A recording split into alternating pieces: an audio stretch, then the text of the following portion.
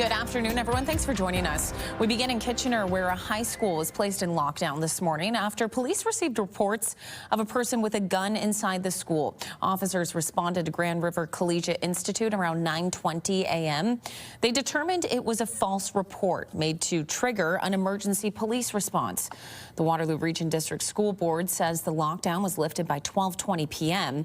Police say these types of swatting incidents are concerning and take up time and resources. The amount of resources that are required is enormous. We do have our call takers who are responding to the actual call.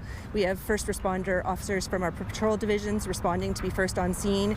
It requires our emergency response officers to attend the scene to assist with clearing the buildings. We have ambulance on standby in the area. So it is an enormous drain on police and other emergency service resources.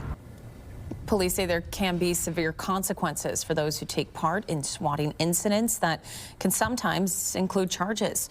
They're continuing to investigate today's incident and are asking anyone with information to get in touch. A harrowing ordeal on Georgian Bay yesterday. 2 men from Kitchener were among 23 people rescued by police in helicopters after a massive piece of ice broke away from the shoreline. All of those rescued had been ice fishing near Owen Sound when the ice broke away and floated 2 kilometers out into the open water. A local resident who watched it all happen tells us the ice ended up breaking into 2 pieces, leaving some of those involved trapped in the water. I did speak to 2 young fellows that were very surprised when the ice shelf broke off and they ended up stranded out there. They were pretty happy to be heading back to Kitchener to their homes. Some of those who were rescued were treated for hypothermia. All involved are expected to make full recoveries. We'll have more on this dramatic rescue and how it's putting warnings about ice safety into focus coming up tonight at 6. And with temperatures warming up and the melt comes rising water levels. The Grand River Conservation Authority has issued a number of flood warnings across the watershed area. GRCA officials say some areas saw snowfall levels that haven't been reached since the 1970s. They say with that much snow and the sudden rise in temperatures, flooding is bound to happen. The Village of Ayr is among those with a flood warning in place tonight. Flooding is a common occurrence in that community, but the power of the water is still catching people a little bit off guard. It's amazing. The water banks are flooded, but holy moly, you just don't realize it until you're standing and looking at it. Like it's way over there where those homes are. That's amazing. The GRCA is reminding everyone to be careful around water and to keep kids and pets away from the riverbanks. We have a complete list of the flood warnings and watches in effect. You can find that on our website, ctvnewskitchener.ca. And we'll turn to the forecast with Ashley Bacon live in studio. Great to be back and great to see you. It's great to have you back, Leanne. And you came back on such a beautiful start to the work week. Gorgeous out there today. Yeah, it was like returning from vacation to plenty of sunshine. The snow is almost all melted out there. I was pretty happy to see it. We call this false spring, my friend. Yeah. And as we just saw in that last story, lots of rain fell over the weekend, and we're in for quite a system this week. So get out and enjoy it while you can, because it's not going to last. We're under a special weather statement for southern Ontario. Significant rainfall expected, 20 to 40 millimeters. Larger amounts possible with thunderstorms. Of course, the grounds are still very frozen, and that is what's causing some of the flooding concerns. If we take a look at our satellite right now, beautiful conditions at the moment in southern Ontario. Now, that is expected to change by this time tomorrow. Right now, 17 degrees. South by southwest winds 39 kilometers an hour. Let's take a look at Kitchener outside tonight. Dave Pettit bringing us a shot from the Grand River, I believe. Beautiful. You can see that water is flowing, but the nice temperatures out there. Get out and enjoy it. Just don't get too close to the riverbanks. Yeah, of course. You got to stay safe while you're out there. But yeah, wow, nice to see all that sunshine. Of course, we have to enjoy it while we can, because like you said, we're in for the next round. You got it. Winter weather. All right, we'll take a quick break. We'll tell you what you need to know. The Kitchener Rangers will be back on home ice Friday, taking on the Owen Sound Attack. Puck drop is 7 p.m. You can find tickets for that one online or at the box office. Stay with us. We'll be right back. Download the CTV News app and stay on top of local stories as they unfold. We go to a dramatic scene unfolding. Customize your feed and watch live wherever you are. ctvkitchener.ca, your home for news. Prescriptions for ADHD medication among adults have doubled since the start of the COVID-19 pandemic. A recent study published in the Canadian Medical Association Journal found more than half of adults in Ontario who got a new prescription were women, with the median age being 31 years old. The study's authors say the trend is likely influenced by greater awareness of adult ADHD and better access to care after years of underdiagnosis of the disorder in women. March is Brain Health Awareness Month. It's a time to focus on educating people on the importance of maintaining cognitive function and overall brain well-being. Let's discuss with Dr. Matthew Tenenbaum, the Associate Medical Officer of Health in Wellington, Dufferin, Guelph. Dr. Tenenbaum, nice to see you. Thanks for having me today. Let's begin by just talking about the importance of really increasing public knowledge about brain diseases and recognizing the early signs and symptoms of them. Sure. So, I mean, we don't talk a lot about brain health. We talk a lot about different parts of the body and things you can do to keep them healthy, but the brain is one of, if not perhaps the most important part of our body when it comes to our day-to-day function and the quality of the lives that we live now and in the future. So it is important to spend this month focusing a little bit on brain health, thinking about the fact that as we live longer, as a population, the risks of cognitive decline are going to be going higher. We know that there are about 700,000 people or more in Canada right now who live with some form of dementia, and that number is going to be going up in the coming years and decades. And that there are things all of us can do now, even if we're not at the older ages yet, to protect our brains and promote the best possible health for ourselves in the future. You mentioned dementia. Let's touch on that, and if that is one of the most common brain health issues that we're seeing in Canada, or what some of the other ones are as well. So the key thing is dementia. We think about brain health. We know, of course, it's something that increases with age. As people get older, dementia might look at, changes in memory, changes in judgment or planning, changes in behavior as well can be common. This is one of those things that unfortunately is quite common as we are extending our lifespans further and further. And there are different kinds of underlying reasons people can get dementia, but they're all wrapped up in these common symptoms of decline in terms of how we function at a brain mental level, often seen with early signs being forgetfulness or difficulty planning, as well as in some people changes in behavior. What are some early warning signs of brain problems that people maybe often ignore but really shouldn't? So when it comes to dementia, for those who do experience it, unfortunately, it can be something that begins quite slowly. Others will have more dramatic or rapid changes, but it can begin for some people as sort of a slowly progressive condition as they enter later years of life. Oftentimes, challenges with memory are one of the early symptoms. Now, I don't want to say that everyone who has some difficulty with memory is necessarily on their way to having dementia or seeing evidence of dementia right now. There are reasons people are forgetful that are not related to dementia, but that can be one of the early things. And the key thing is that and some of the other symptoms of dementia, they're slowly progressive. So they're things that might begin as fairly minor, but over months and years get gradually worse, eventually coming to a point where it really is challenging to get by day to day, often requiring care from family members or other supports. What are some everyday habits that maybe we can incorporate, especially in younger ages too, that can actually help protect our brain health in the long term? Absolutely. So there are a number of things we can do in the younger years and decades of our life to help reduce our risk of dementia later on. First and foremost, thinking about, how are we eating? How are we staying physically active? We know that things like eating a balanced diet with iron and key fruits and vegetables, as well as being active, ideally about 150 minutes per week of moderate to high intensity activity. Those things can promote good blood flow to the brain, and they can also reduce our risk of things like high blood pressure, heart disease, and diabetes, which can be really significant risk factors for different kinds of dementia. So eating well, staying active, in addition to a number of health benefits, can help protect our brains. As well, the more we can do to stay socially connected, staying in touch with friends, doing things like going out, talking to people, maintaining connections to our community, those things can also help protect our brain and reduce rates of decline. Challenging ourselves through puzzles or education, things we can do to push our brain to learn new skills or new pieces of knowledge, keeping our brain active in that way can help reduce our risk of dementia later on in life. And the more we can do it over the course of our lifespan, the better. Finally, because it is particularly relevant this week with the clocks having just changed, I do want to touch on the importance of sleep. It isn't always easy to do this consistently, but ideally if we can get between 7 and 9 hours per day on average of good quality sleep, that sleep can help us stay protected later on in life as well. So it's not necessarily a bunch of things that are specific to brain health, but by staying generally healthy in all of those ways, we can protect our bodies and our minds.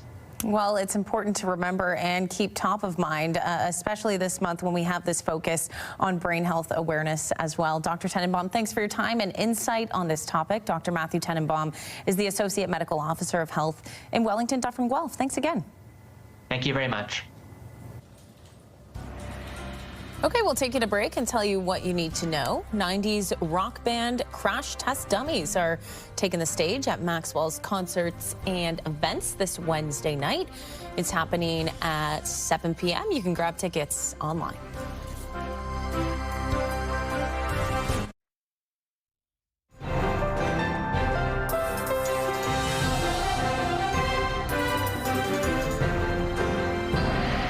A beautiful day and a beautiful start to the week here in Waterloo Region. Ash, hopefully you, me, and everyone got out and enjoyed the sun, because it is, like you told me, fall spring out there. It is fall spring. I mean, we go through it every year without fail, sometime in March and sometime in April. We get a couple of really beautiful days, and then winter makes a sudden return. The good news is it's going to be a slightly subtle transition back to winter. Okay. So it's not going to be too bad. Let's take a look back outside at the Grand River in Kitchener tonight, where it is roaring. That is gorgeous. A lot of rainfall we had over the weekend combined with melting snow. We are seeing very high rivers, some flooding in some areas, so do take care if you are out. If you are near riverbeds, make sure you watch your kids and pets, because it can be quite a bit dangerous, and we are in for a lot more of the wet stuff. Let's get right into it. Environment Canada issuing a special weather statement for some of this week for all of southern Ontario. 20 to 40 millimeters of rain is expected.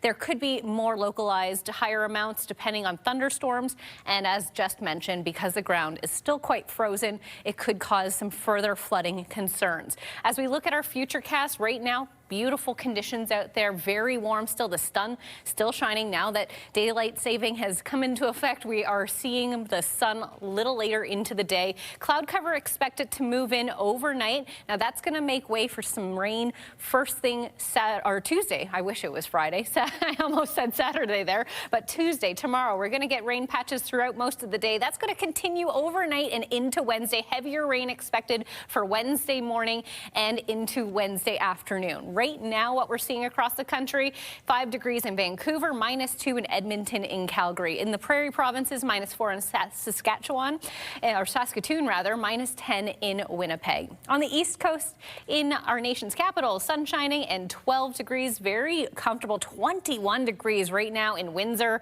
3 degrees in St. John's. A little closer to home, 17 in KW, very comfortable out there still. Get out and enjoy it. Overnight, we are dipping down to 2 degrees, which is closer to seasonal for this time of year. Partly cloudy conditions. Tomorrow, still nice and warm. We're looking at a daytime high potential of 15. That's what we were supposed to reach today, but we got a little warmer. But as mentioned, we are going to see that rainfall start to take place.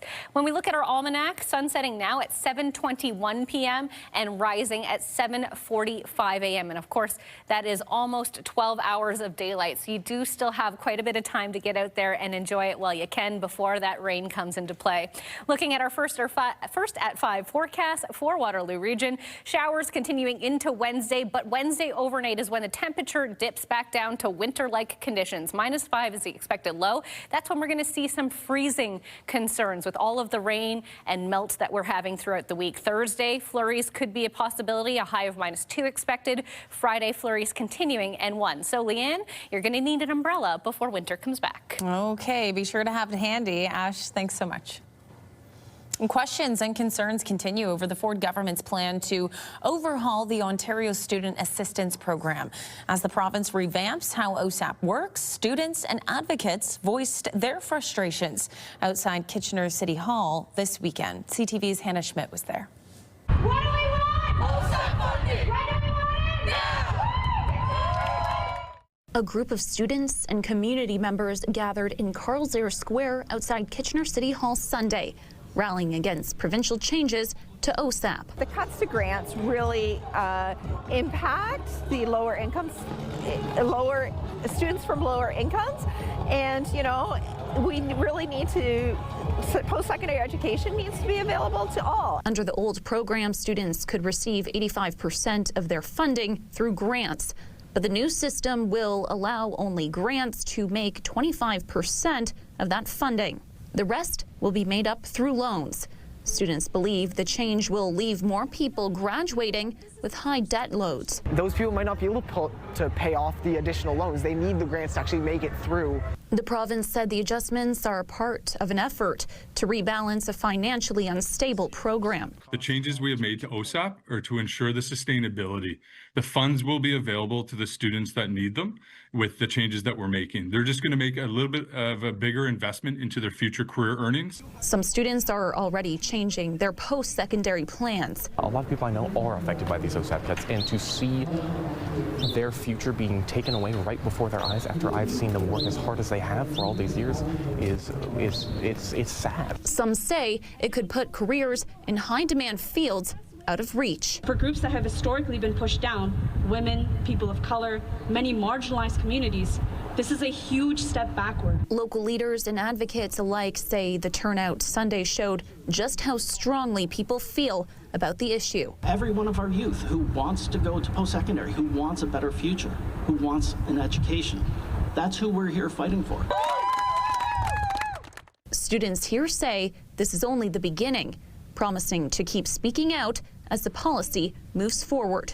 Hannah Schmidt, CTV News, Kitchener. Okay, still ahead, a not so big bite out of a big burger. Why the CEO of McDonald's is facing backlash after a recent video of him eating the big arch went viral. Details coming up. And here's what you need to know. Conestoga College is hosting the OFSA AA Senior Girls Volleyball Championships. It's taking place until Wednesday. You can check out all the up and coming talent. Stay with us. It was an active weekend at the University of Waterloo, the school hosting the Provincial Fencing Championships. More than 150 athletes were on campus for the event. Organizers say the sport has seen steady growth across the province in recent years. We have video from the tournament online. You can scan the QR code in the corner of your screen or head to ctvnewskitchener.ca.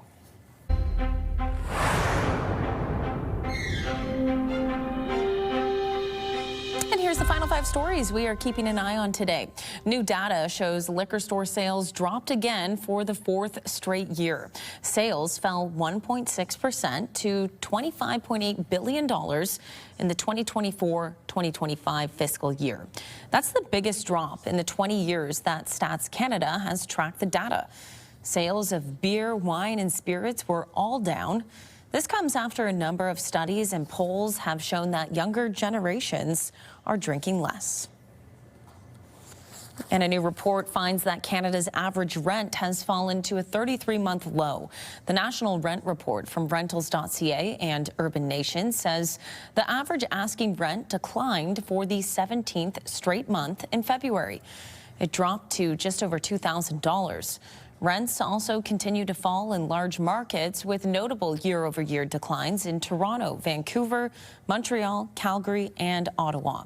The report also showed steep declines in suburban markets with double-digit drops in both Oakville and Vaughan.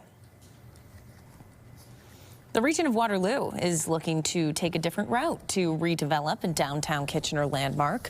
The former Charles Street terminal has been sitting empty for nearly 7 years now.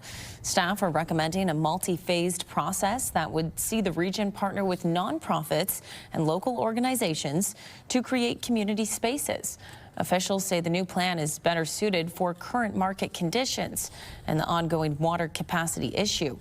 But it'll likely be a while before shovels are in the ground. We're really excited and interested to see how this might move forward and how different community partners, not-for-profit and others might come to the table as part of an overall solution. At 6, CTV's Alexandra Hollick will hear from a local Indigenous group about their push for a seat at the table. Well, you may have heard of the Big Arch, a burger that McDonald's launched in Canada in 2024. But now it's available in the U.S., and it's getting plenty of attention online, not necessarily for the reasons the company expected. The chain's CEO posted a video of himself trying the new burger, but viewers quickly mocked the clip, saying he looked like he wasn't enjoying it. Although marketing experts say the backlash may actually be helping the brand. Everybody kind of wins with this, with the exception maybe of the McDonald's CEO, because he'll never live it down how reluctant he was to bite into the burger that feeds him.